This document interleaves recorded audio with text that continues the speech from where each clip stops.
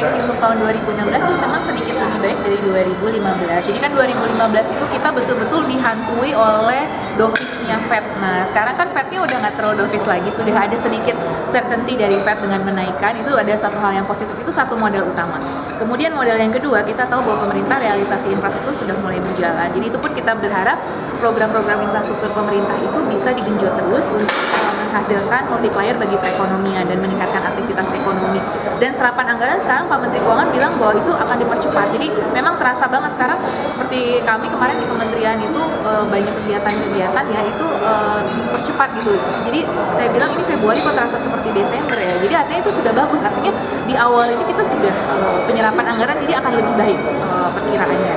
Terus kemudian dari sisi kurs, kita juga berharap itu kondisinya lebih stabil dibandingkan dengan dolar, karena kan gonjang-ganjing Fed itu kemarin yang betul-betul sangat mempengaruhi perekonomian kita. Dan kemudian efek dari penurunan BI rate yang kemarin walaupun baru turun 25 basis point, tapi kita berharap dengan inflasi yang rendah itu bisa terus tertransmisikan. Jadi dengan inflasi yang rendah kita berharap itu bisa tertransmisikan ke suku bunga.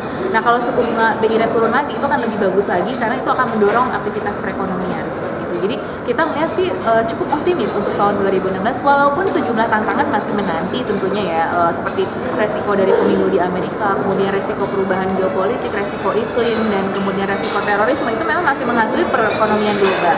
Dan konsolidasi di tingkat internal kita dengan sejumlah permasalahan ekonomi domestik itu juga masih menghantui kita. Tapi 2016 ini saya melihat bahwa itu harapannya itu lebih baik karena kita sudah banyak pelajaran sekali dari 2015 dan kita berharap 2016 pun paket-paket kebijakan itu sudah mulai terrealisasi, karena paket kebijakan kan butuh proses untuk mencapai efektivitasnya sehingga terbukti mempengaruhi output perekonomian, itu butuh waktu. Dan kita berharap 2016-nya menjadi momentum paket kebijakan itu sudah mulai menunjukkan dampaknya kepada perekonomian. Tinggal yang perlu di-maintain memang belakangan ini terkait dengan daya beli masyarakat. Tadi kan kita tahu bahwa daya beli masyarakat kita menurun sehingga kita lihat belakangan ini kan ada PHK itu karena terkait dengan daya beli masyarakat yang turun, terutama untuk sektor elektronik. Tapi sebetulnya tidak hanya dari sisi daya beli, karena memang persaingan di dunia elektronik mungkin semakin ketat. Jadi karena kita tahu China begitu masifnya dengan elektroniknya sehingga elektronik di domestik ini mengalami penurunan daya saing di situ dan kurang bisa compete dengan China, sehingga itu menyebabkan PHK dan lain-lain. Nah, ini yang harus kita jaga juga. Efek dari PHK ini juga pemerintah harus siapkan juga lapangan pekerjaan. Bagaimana kita pikirkan untuk jangan sampai kita pengangguran yang meningkat ini juga menjadi masalah baru buat perekonomian kita di tahun ini. Jadi perlu penciptaan lapangan-lapangan kerja yang memang bisa menyerap, terutama mungkin kita lihat perkembangan ekonomi kreatif seperti kendaraan transportasi roda 2 ini yang kita tahu sedang booming sekali. Nah, itu pun kita harapkan bisa menjadi generate daripada aktivitas pertumbuhan ekonomi baru untuk mengenerate mengkompensasi dari penurunan daya saing di sektor industri.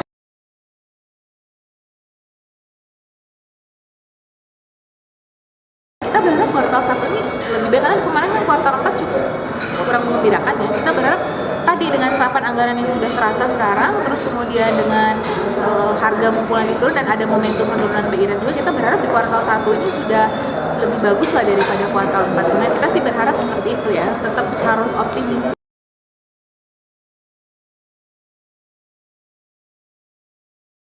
Terutama sektor pariwisata ya, yang kita lihat juga ya, pariwisata dan sektor yang terkait dengan maritim itu juga kita berharap geliat perekonomiannya terlihat, karena itu ada sektor utama prioritas pemerintah juga. Kita lihat pariwisata kita sudah terus digalakan ini. Kita berharap sektor pariwisata itu otomatis, kalau pariwisata kan terkait dengan perdagangan hotel restoran, terus terkait dengan kegiatan jasa ya, itu berharap kita bisa pulih di situ. Kemudian kalau untuk industri, memang awal tahun ini ya tadi diwarnai dengan isu PHK dan berkurangnya daya saing, tapi kita berharap sebetulnya dengan reformulasi kebijakan upah pemerintah yang sudah baik, cuman itu belum direspon dengan baik ya, karena image kita kan terhadap upah buruh ini masih cukup banyak kendala di situ. Dari sisi ketenagakerjaan industri juga itu masih banyak sejumlah PR di situ. Jadi, tapi saya berharap sih kuartal 1 ini bisa lebih baik dari minimal dari kuartal 1 sebelumnya di tahun 2015 atau ya dari kuartal 4 yang kemarin 2015. Jadi arah-arahnya itu kita berharap sektor-sektor prioritas yang dikembangkan oleh pemerintah ya. Pemerintah kan punya 5 sektor prioritas, sektor prioritasnya itu adalah energi, pangan, maritim, kemudian industri dan pariwisata, kemudian ya itu yang